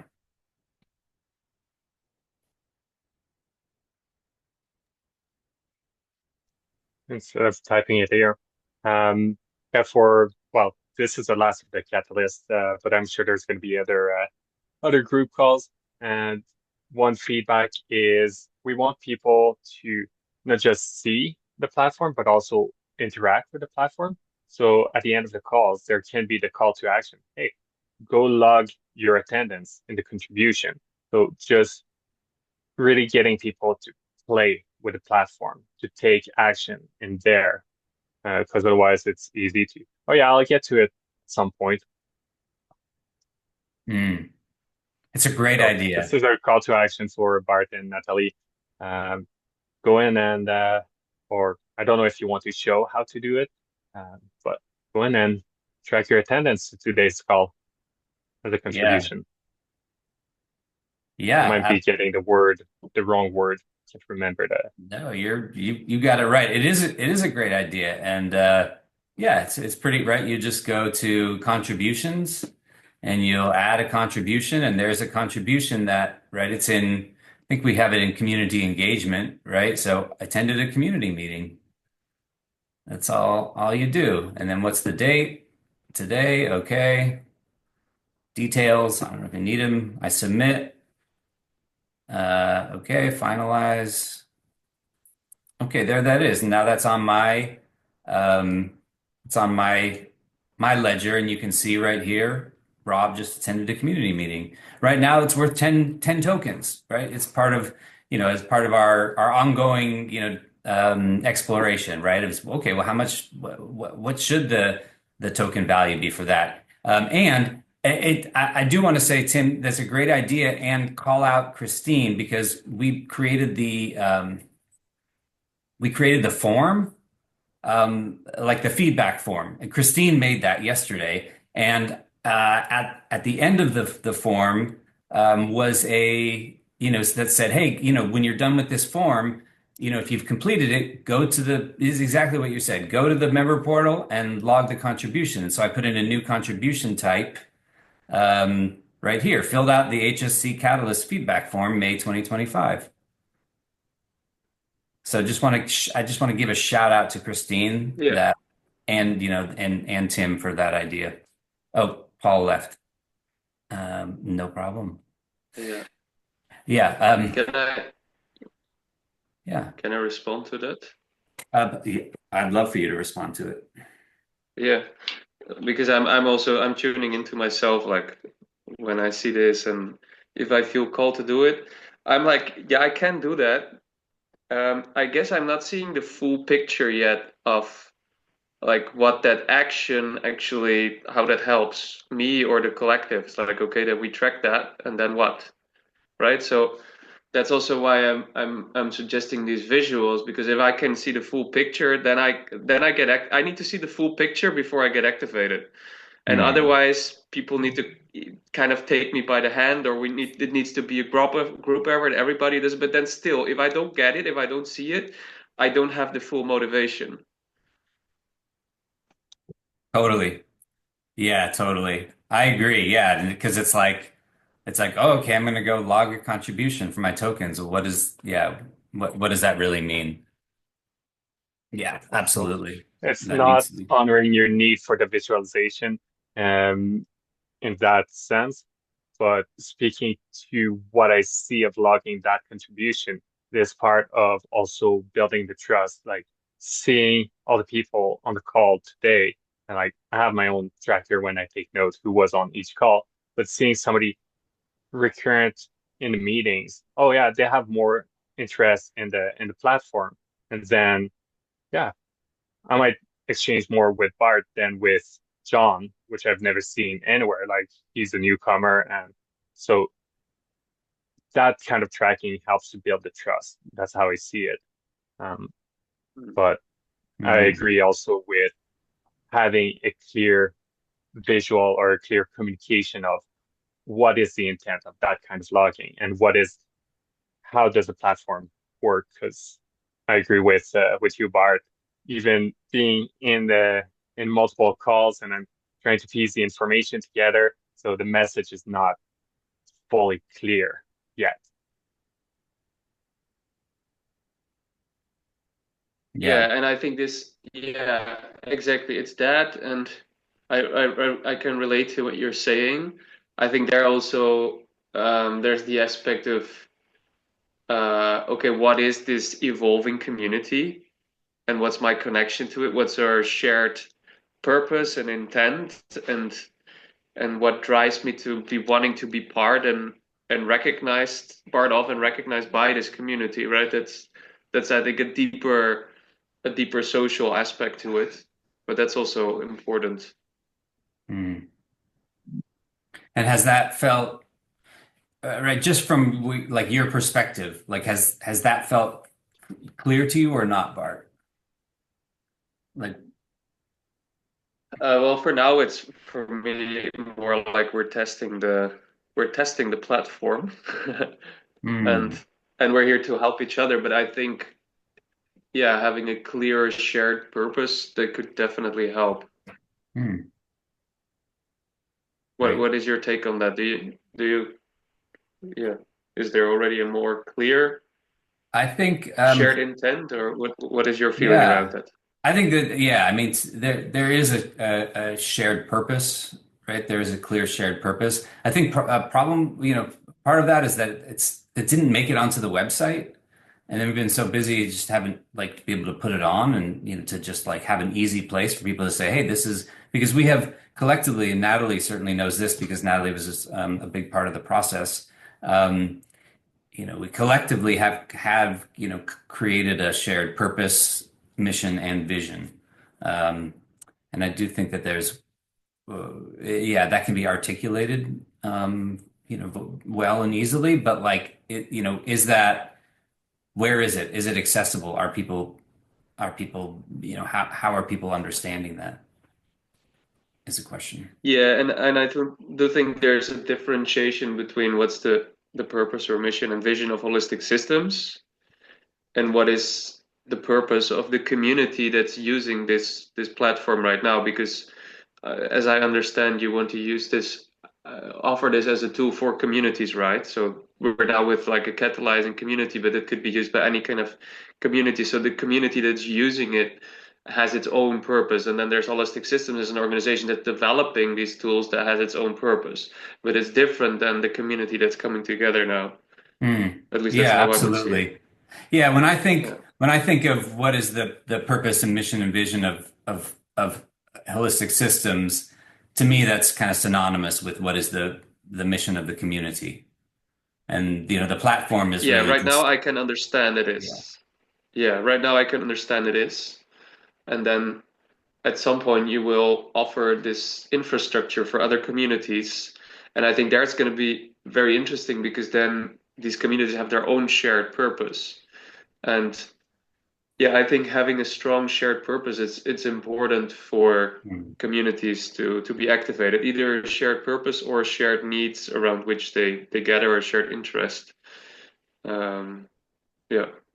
Yeah, I think so. That's been brought in as well, and I think, I mean, maybe it does need some tweaking or understanding, but first and foremost, maybe what I'm hearing is that that's not visible or accessible enough, so that like people who are showing up actually understand that we're not like simply laid out enough. Yeah, I think it would help to bring that social aspect more to life. Mm. Yeah. And and so that's one thing, and then uh and for example, when I looked at your voucher, or was it commitment voucher dashboard, I saw all these different elements, and then I wondered, okay, what does each one mean? So I think, yeah, having some descriptions of what each thing means and why, what's the why for taking action on certain things, like all these little reminders, they help in people take action. Hmm. Yeah. So it's really like, I mean, it's the devil is in the details, right? And and I understand you're crafting this, so, and I'm super interested also in this, in these social dynamics and incentives, and yeah, how to let people take action. It's not my core expertise. Maybe there's other people I could bring in that are better at that. But yeah, I'm also wondering like how I can, what I can offer to help, beyond just talking. And um, yeah, and also there, and this relates maybe also to the onboarding. Like for me, it helps to have a very clear input output relation or something. Like, okay, if I invest 30 minutes in doing this, that's the output, right?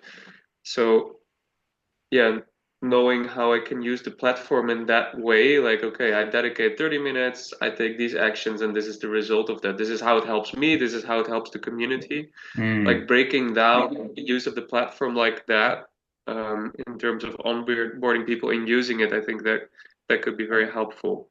Mm.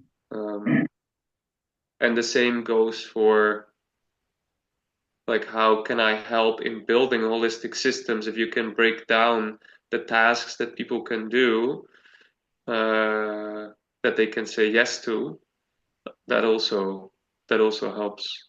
Mm. Yeah. Yeah, those are beautiful suggestions. I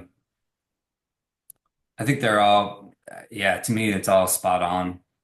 Um, yeah. And I think, right, so yeah, part of that is, is sort of like getting it to where it needs to be, right? So like we have, we have that we have a list, right? Whether it's, some of it is scattered and some of it's in our head and some of it is in, in our Google Docs or Asana, but like, you know, I could have a conversation with you and find out, oh, okay, this is definitely where we need help, and this is where we can plug you in. Um, right, Hmm. but it's not as accessible now. And that's right. That's one of these features is to have like a certain subset of the offerings, be, oh, okay, these are well, tasks that people can jump into. These are projects that people can jump into. Yeah, I think that's gonna be so helpful. There's a lot that we could do to help with the onboarding. Yeah. Um, yeah, and I trust that the right opportunity will come that I can dig myself into this. I'm also managing my own capacity, but I would love to help further design this and engineer this and look at the Mm, social dynamics and everything. It's very close to my heart, and um, yeah, and maybe I can also bring in some purpose at some point and community building and all of that. So yeah, I feel there's a lot here, and we've been in touch for so long, and like standing on each other's side as we develop our own things. And so yeah, I feel the time is coming closer for me to dive in deeper. Yeah, beautiful. Yeah, thank you. No, I know you've got right. We all do have, we're all working on wonderful projects and I know that we're doing that in parallel and that's yeah, such a heartening way to go to move forward. Yeah, And yeah, if I would say that, at this point, right, if and when you feel the pull to say, okay, I want to jump in and help out a little bit, the first step would be just to get like meet with me or me and Christine or Christine, and I think really it's at this point it's more um, maybe it might be an ideal process with everybody, but more an exploration of saying, oh, okay, how would you where are you inspired to contribute? Like what area is really, and you're talking to these specific areas, and then we would be able to say, oh, okay, great. Well, then let's like plug you in here. Let's plug you in here. These are some kind of, obvious points that feel like they're a match. So I think that would be the first step, at least at this point.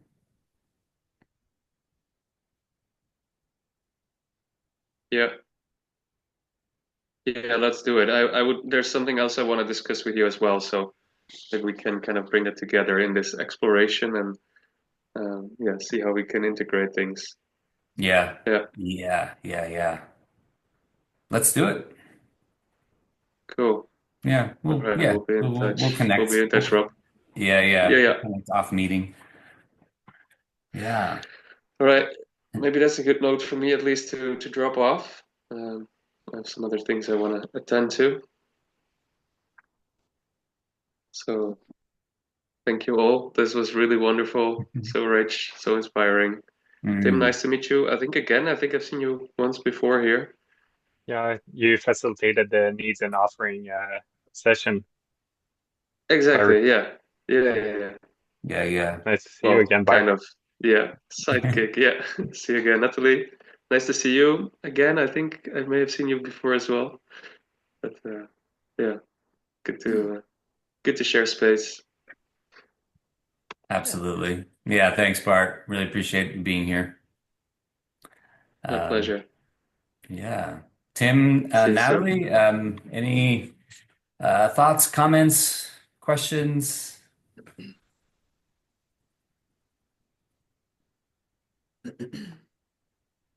No thoughts, comments, just kind of catching up to it all. I think it's great. But yeah, I kind of used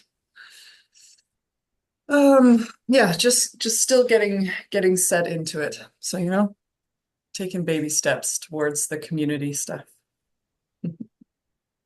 Sounds great.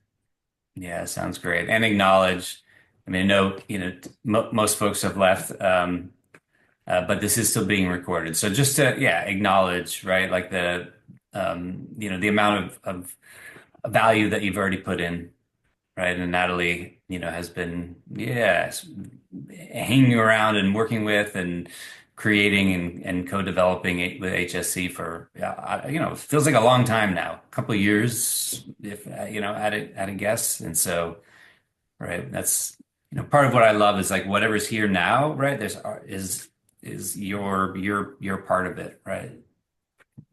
Cool. Yeah, thanks, Rob. Yeah. Yeah, Thanks for your absolutely. contributions, Natalie. Oh, nice. You contributed with a vision, mission vision, and Big time. Yeah, dreamscaping. Yeah. And also, yeah, networking too. Like I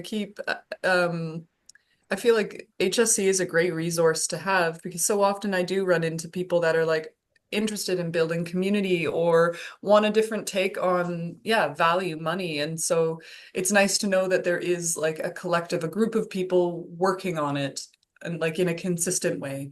And so it's really nice resource to be like, hey, go check out these people. Connect those dots. So that's good. Mm. Yeah. Yeah. Yeah. And now you can get tokens for tokens for Yeah. connecting those people, right? Each person. yeah, I'm finally, tightening up my profile, and Mm. there's a lot of details in there. This is, yeah, like substantial. Oh, Yeah, thank so you. Yeah. yeah, Uh, good work. Thank Did you. you find it Thanks. overwhelming on how much detail is asked?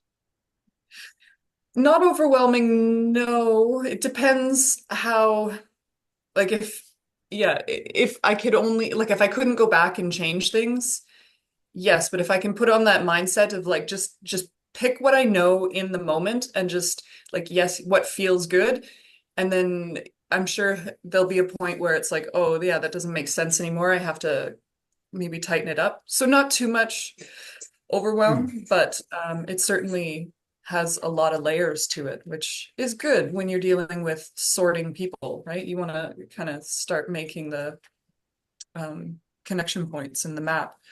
So yeah, Hmm. so far so good. Cool. Yeah, thanks, Tim. It's a great question, and thank you for the feedback.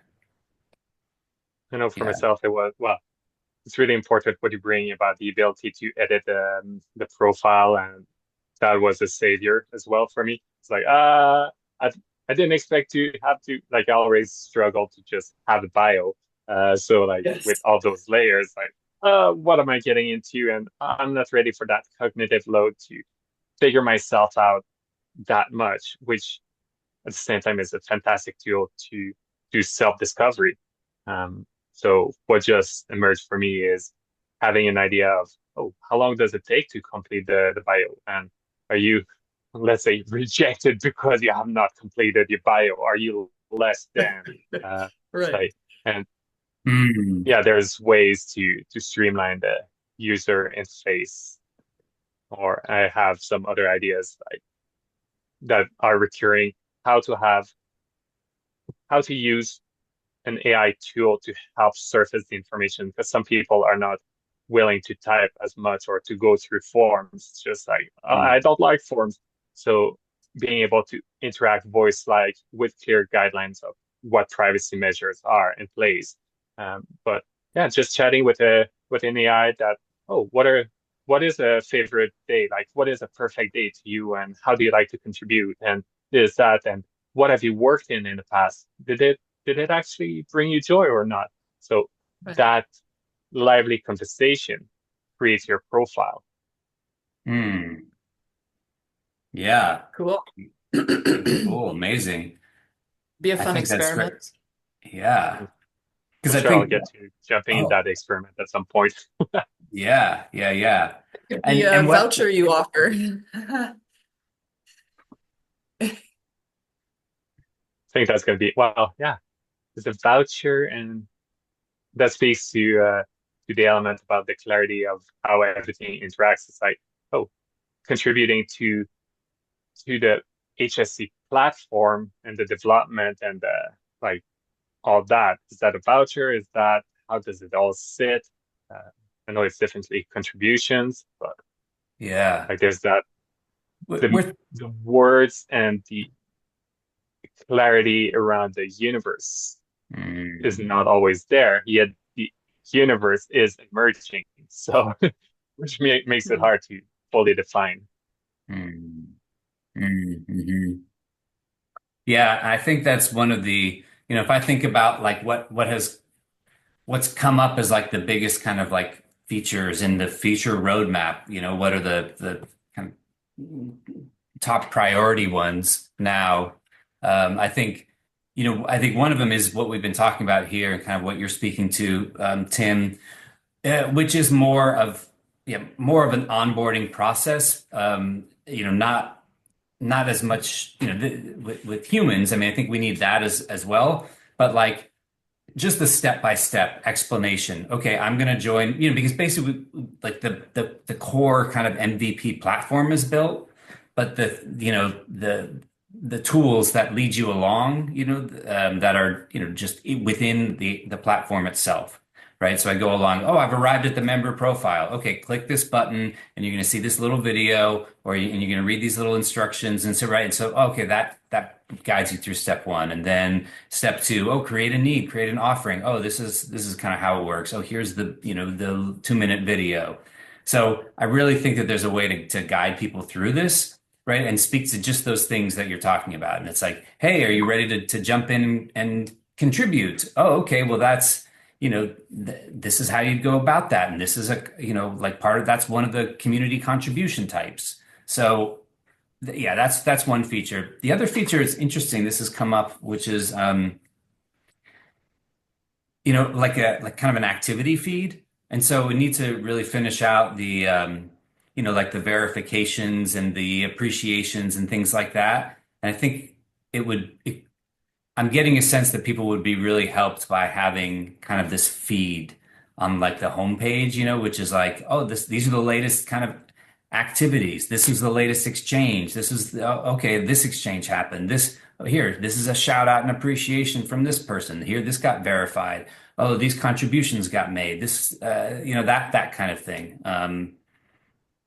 So those are, those are a couple of things that actually feel like they're overtaking like the next steps of the, just like the vouchers, the more sort of economic mechanical aspects. Yeah, makes sense. I'll be more critical on that one. I don't think you need to build that. There's many other things that are more important, like the onboarding is definitely like the activity feed. Yeah, nice to have, but too much information is often detrimental. So really onboarding, how can I help HSC? What is the roadmap? And then that could be on the roadmap as well until it is selected. And I'm approaching it from a Kanban perspective, having the backlog, then what is selected moving forward, being built. So yeah, really enriching. It's at this stage where the platform is great and there's some fine tuning of what's already there. And there's more getting people to use the platform and through the use than the needs and the lack of clarity and the great successes will emerge through people use. So like the tool is there, the activity, not so much. I think last I checked, last week, there was not much activity. So if I had a veto, it would be new features are not needed right now. New people and more actions are needed and more clarity on the message, the website, the restructuring. Like I was looking for the beautiful mural board with all the circles. And I was like, I'm pretty sure it's this link that I have in my browser, yet the mural board was not loading. I have terrible connection right now, but it was not loading. I'm like, but where is the governance model? I want to have access. And then I looked through resource, it wasn't there. So structuring that information that already exists sounds to me like really needed and really beneficial. That all sounds right. And another thing, I don't know, Natalie, you can tell me whether you agree or not. Tim sounds like a person who might be a great contributor, doesn't he? Sounds like a person who's perfect, yeah? Yep. Yeah, it sounds like you have a really good understanding of how people move through a digital space. Yeah. Hopefully. I like to bridge human and technology. Freaking love technology. And I think technology should be there to support people. So Excellent. Yeah. Well, I should head out. Oh, sorry. Go ahead. No, I was just going to say, I'm sure that I'm sure that I'll, give a formal invitation to Tim as far as, if he's interested in coming on, a contributor and helping out. And, right, just to also name, we already have whether it's a needs and offers or a voucher match or something, there's already a connection made through this with HSC because Tim, among all the other things, is a developer, a web developer, and so that is a collaborator. That's a kind of collaborator that I have a huge need for. And so I saw that, when Tim joined in, I jumped on it and I'm like, Tim, let's talk about this. So in addition to HSC, yeah, so that's cool. We'll see where it all goes. Yeah, which I'm excited to have my first voucher. Put it out there. Yeah, yeah. Me too. Yeah. Awesome. Thanks so much And do for you mind today. sharing your last name, Natalie? Because I take Oh, a lot of notes and like sometimes, especially with cross-pollination, it's like I like and I struggle with names and faces. So having my system on the side, it's like, okay, yeah, I met Natalie at this moment. Okay, cool. nice. Natalie Woodhouse. Good old Okay, English name. And thank you. I guess soon you'll see Natalie and actually now you can go and see Natalie in the member portal. Woot woot. Yep. Yep. Playing with it. So I'm That's, gonna, that's yeah, play around with it a little bit more and yeah, get some of those vouchers in there. Yep, get Needs and it going. offerings. Mm-hmm. Perfect. Thanks, Natalie. Lovely. Appreciate you showing up. Yeah, thank you for the invite and we'll see you again soon. Oh yeah, and we'll see you Friday. Yeah, it's still recording, so I might as well just say, yeah, we'll see you Friday, right? This Friday in 2 days. Natalie This is Friday. hosting a co-working session, a neurodivergent friendly co-working session. That's right.